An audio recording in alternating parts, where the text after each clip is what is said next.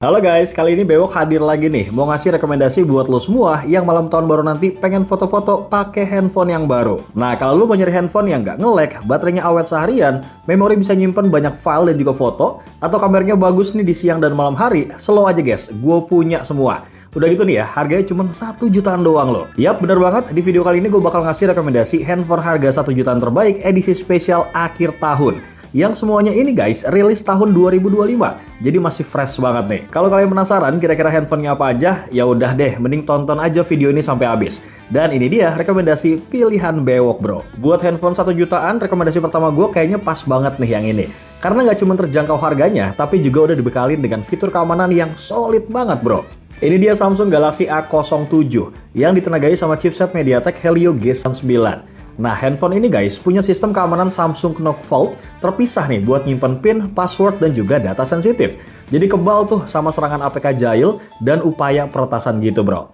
Nggak cuma itu aja ya, ada juga auto blocker yang bisa ngeblokir instalasi aplikasi dari sumber yang nggak jelas. Dan secure folder nih yang bisa lu pakai buat aplikasi perbankan. Jujur deh, di harga 1 jutaan, Samsung tuh ngasih fitur keamanan kayak gini, menurut gue tuh worth it banget loh guys. Nah, kalau lu takut kena debu ataupun percikan air, slow banget ya, karena handphone ini udah ada sertifikasi IP54-nya. Kameranya juga oke banget kok. Ada kamera utama 50 megapiksel dan kamera selfie 8 megapiksel nih buat konten. Terus kapasitas baterainya juga gede ya, di angka 5000 mAh dan udah fast charging juga nih 25 watt. Gimana bro, apakah kalian tertarik? Lu bisa cek nih spesifikasi dan harga dari Samsung Galaxy A07 di scene berikut ini.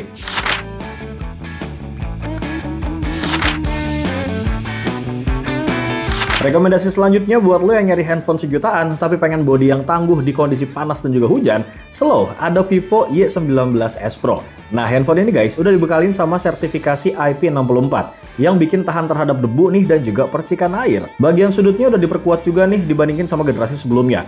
Terus paket pembeliannya, lu udah dapat yang namanya casing yang punya teknologi air spring.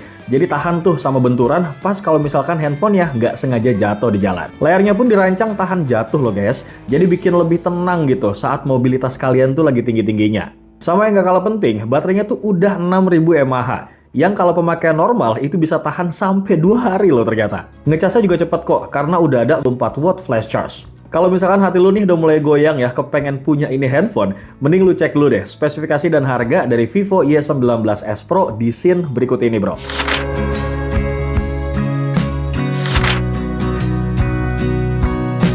Lanjut, kalau lu lagi nyari handphone yang paket lengkap alias all-rounder di harga 1 jutaan, yang bisa buat apa aja nih? Ya ini nih, gue punya rekomendasinya. Infinix Smart 10 Plus yang layarnya tuh gede, di angka 6,67 inci. Dan udah smooth banget nih, karena udah ngedukung refresh rate di angka 120 Hz. Kalau kata gue mah, ini handphone ngedukung banget lah buat aktivitas harian lo. Mulai dari scrolling sosial media, nonton streaming, sampai main game yang ringan-ringan aja juga bisa loh. Apalagi nih ya, baterainya udah 6000 mAh, seharian mah aman banget bro. Infinix Smart 10 Plus ini juga enteng banget ternyata. Bobotnya cuma 198 gram doang. Bodinya udah tahan debu ya dan juga cipratan air karena udah punya sertifikasi IP68 bro. Terus kalau kita ngomongin soal performa, buat kelas harga 1 jutaan, ini udah oke banget kok guys. Chipsetnya tuh pakai UniSoC T7250, RAM-nya 4GB, masih aman lah buat multitasking yang ringan aja deh. Kemudian soal kamera, emang bukan keunggulan dari handphone ini sih guys. Cuman kalau buat kebutuhan jepret harian yang nggak terlalu spesifik, masih aman kok. Nah, kalau lu mau tahu nih harga dari Infinix Smart 10 Plus, lu bisa cek spesifikasi dan harganya di scene berikut ini guys.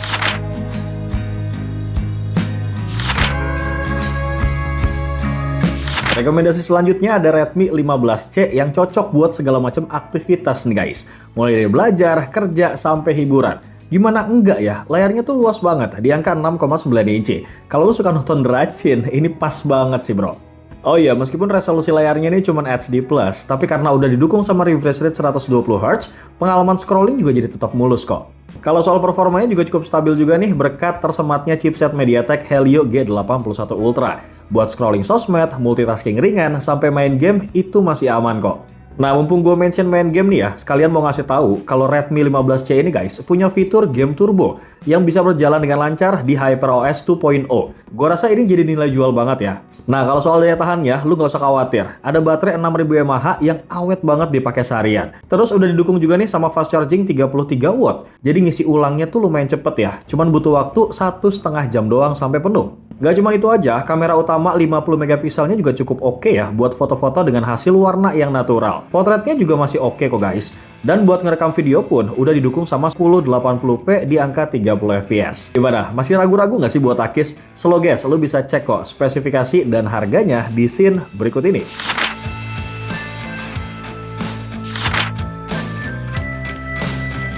Harga sejutaan tapi ngasih banyak, kayaknya udah jadi ciri khas dari brand yang satu ini ya. Bener banget, gue lagi ngomongin Poco C85 yang jadi rekomendasi gue nih untuk handphone selanjutnya. Salah satu keunggulan dari Poco C85 tuh ada di baterainya yang gede, di angka 6000 mAh. Wajar aja sih guys, karena mereka tuh memang identik sebagai handphone gaming tuh. Makanya ini jadi salah satu nilai jual handphone ini.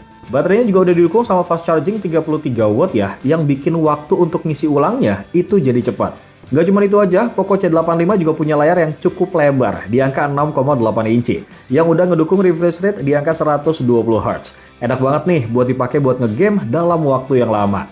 Oh iya, layarnya juga udah Wet Touch Display 2.0 ya guys. Jadi tetap responsif nih walaupun jari kalian itu lagi basah ataupun keringetan. Chipset MediaTek Helio G81 Ultra-nya yang disematin tuh bikin performanya cukup ngebut banget kok. Sementara buat foto-foto, slow banget nih. Ada kamera utama AI 50 megapiksel yang hasilnya cukup tajam di kelas harganya. Kalau ditanya apakah harga dan fiturnya sebanding, kata gue mah iya ya guys. Lu bisa cek nih untuk spesifikasi lengkap dan harga Poco C85 di scene berikut ini bro.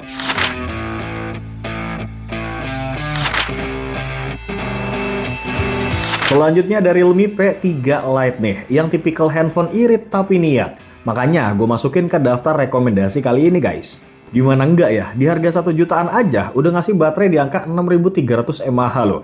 Jadi nih handphone mau lo pakai buat kerja, belajar, ataupun scrolling sosmed seharian, bakal aman banget. Mau maraton racin? Gas bro. Tapi perlu diakuin sih, bandrol harga yang terjangkau itu pasti ngurangin sesuatu. Nah dalam hal ini, daya chargingnya bro, cuma 15 watt aja nih. Lu kebayangkan lamanya waktu pengisian baterai dengan kapasitas jumbo yang satu ini. Terus Realme P3 Lite guys, ditenagain sama chipset UniSoC T7250 yang ditandemin sama RAM sebesar 4GB. Secara umum menurut gue sih masih oke banget kok buat multitasking yang ringan-ringan aja. Performanya juga cukup cepet ya untuk kelas harganya. Udah gitu nih ya, kameranya juga oke guys. Ada 50 megapiksel plus ring LED yang bikin hasil fotonya tuh jadi tajam bro. Nggak ketinggalan ada juga fitur AI buat ngenunjang si Realme P3 Lite ini. Kayak Circle to Search, Gemini, dan juga AI Iris. Nah kalau lu mau takis handphone yang satu ini bro, bisa banget kali cek dulu nih spesifikasi dan harganya di scene berikut ini.